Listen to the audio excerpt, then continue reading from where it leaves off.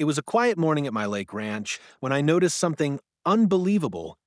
10 massive bulldozers parked across my main gate. The HOA had apparently decided to block access to my property, claiming community violations and unauthorized access.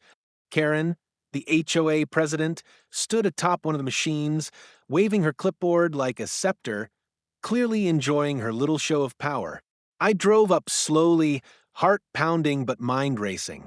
I knew I had all the legal documents proving my ownership and property rights. These machines weren't just a minor inconvenience, they were a bold attempt at intimidation. I called my lawyer immediately while taking photos and recording video for evidence. Karen shouted from the bulldozer, "You can't leave. You're violating HOA rules." I leaned out of my truck and smiled. "Funny, Karen. According to these documents, this is my land, and your rules mean nothing here. You've overstepped big time." Over the next few hours, I worked with my legal team and the HOA board's contacts to halt their operation. It didn't take long to realize the irony. The HOA had been negotiating a multi-million-dollar housing deal on the very land they tried to block me from accessing. I quickly reached out to the developers with the evidence of the HOA's harassment, ensuring that any deal with them would be jeopardized unless my property and rights were respected.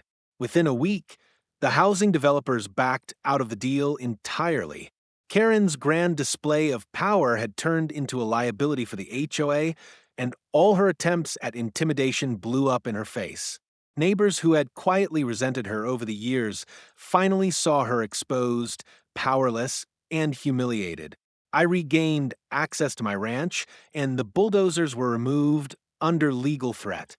Karen's authority within the HOA was irreparably damaged, and I made it clear that any future attempts at harassment would be met with swift legal action.